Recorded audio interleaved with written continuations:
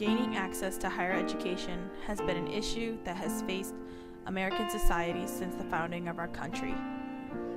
In the 19th century, women and minorities were viewed as property and were considered unequal to white men, who were the only ones able to attend college.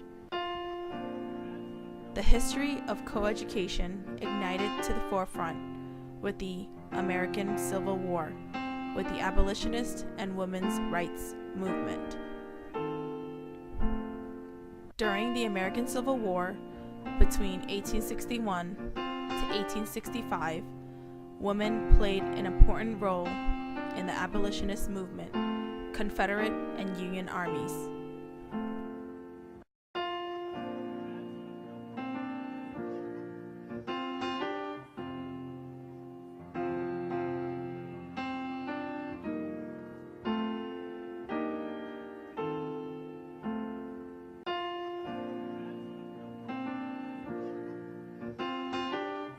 For the first time in American history, women played a key role outside of their homes.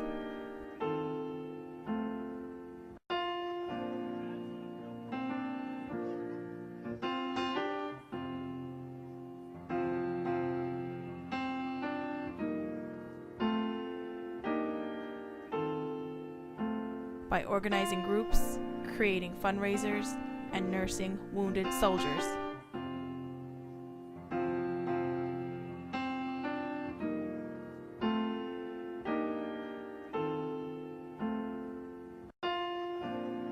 Before and during the Civil War, there were normal schools, academies, and seminaries for women to receive a secondary education.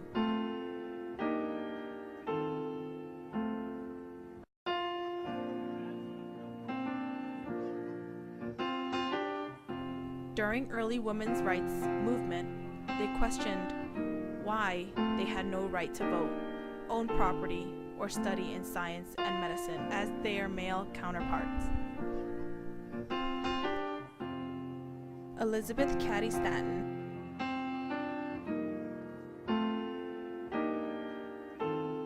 Susan B. Anthony,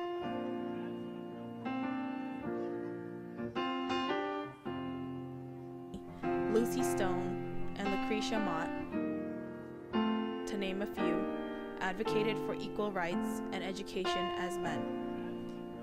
In 1848, led by Elizabeth Cady Stanton and Lucretia Mott, the first Women's Rights Convention met in Seneca Falls, New York.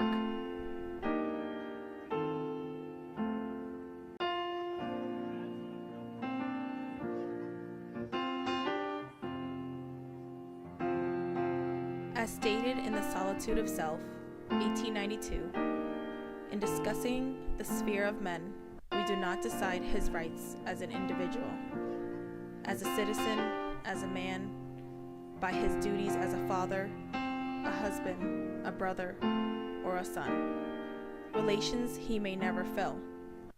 Moreover, he would be better fitted for these very relations, and whatever special work he might choose to do to earn his bread, by the complete development of all his faculties as an individual.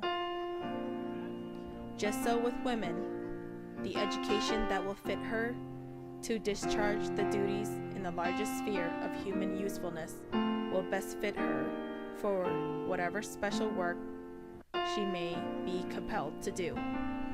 The isolation of every human soul and the necessity of self-dependence must give each individual the right to choose his own surroundings. The strongest reason for giving women all the opportunities for higher education, for the full development of her faculties, forces of mind and body, for giving her the most enlarged freedom of thought and action, a complete emancipation from all forms of bondage, of custom, dependence, superstition, from all the crippling influences of fear, is the solitude and personal responsibility of her own individual life. Elizabeth Cady Stanton.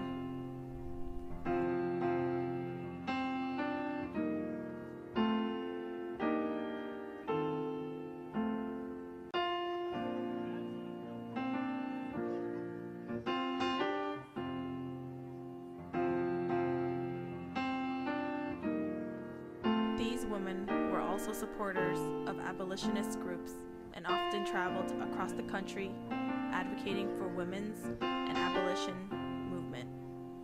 This was a time for change in America, where the goal of the abolitionist movement was the immediate emancipation of all slaves and the end of racial and sexual discrimination or segregation.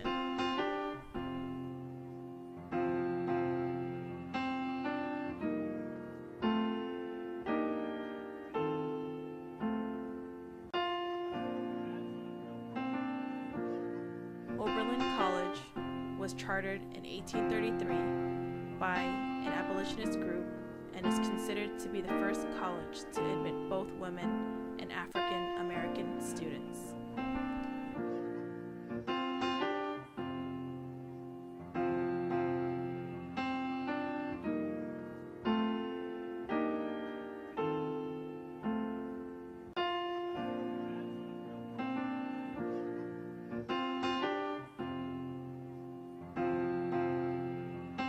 Here is a few founded co-education colleges and universities by the mid-19th century.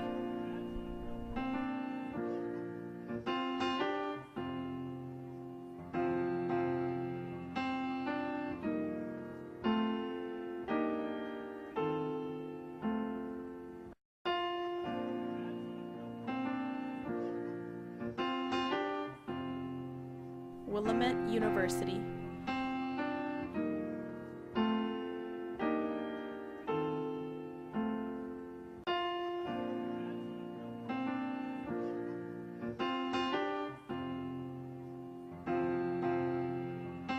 Hillsdale College,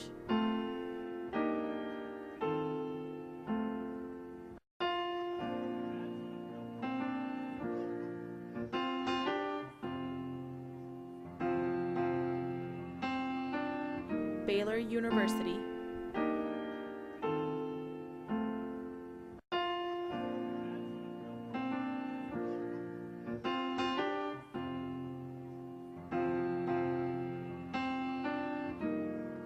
Bucknell University,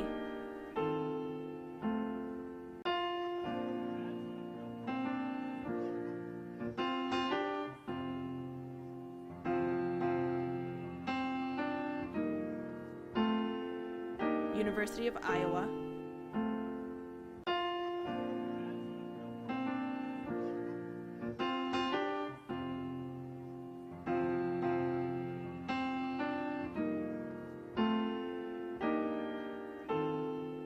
Otterbein University,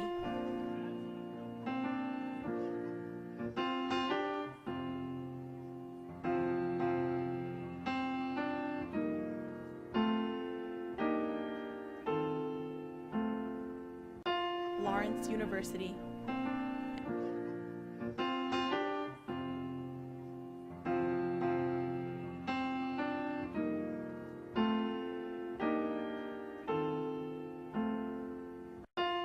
and Westminster College.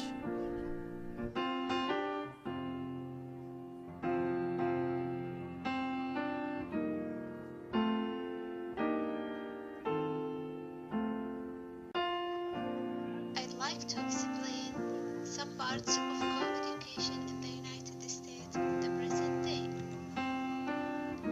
For years, a question many educators, parents, and researchers have been asking is whether or not it's academically beneficial to teach boys and girls together or separately.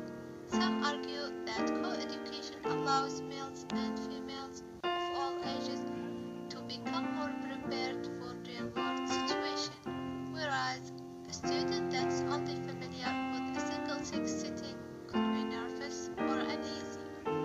However, at certain ages, students may be more distracted by the opposite sex in co-educational setting. This distraction may impact how often students are willing to raise their hands in class and urge students to be less focused on the lecture.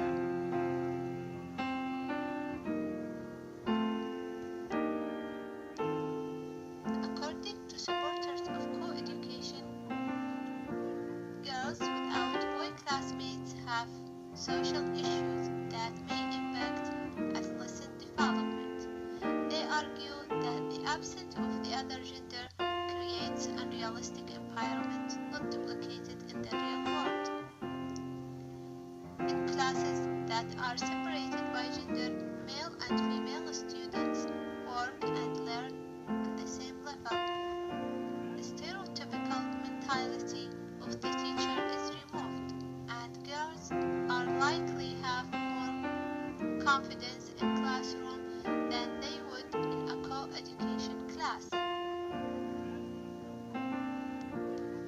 In 2009, the Higher Education Research Institute at the University of California did a study focused on the educational achievement of single-sex education. They compared the responses of alumni from single-sex education and co-education. The main results of this study show that females in single-sex education have systematic and academic orientations as well as higher levels of self-confidence compared to co-educational females.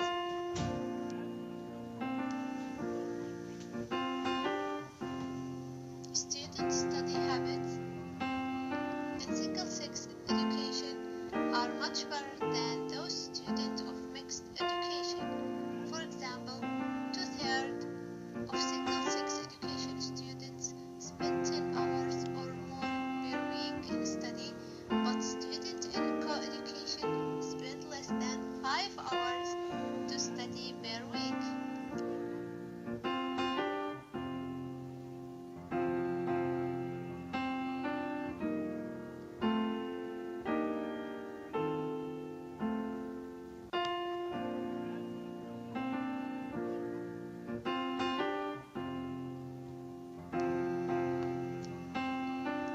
Leonard Sachs, who's the founder and executive director of the National Association for Single-Sex Public Education, emphasizes in his book Boys Adrift that the social structure of qualitative differences between male and female collapse in co-education classes, and the students feel restricted by the other gender. On the other hand, there is no qualitative difference between the same sex, so students will devote themselves to focus on their academic achievement, which save girls' privacy as well. Although the results of co-education studies are mostly negative, co-education in the United States is widespread. On the contrary, women's colleges have many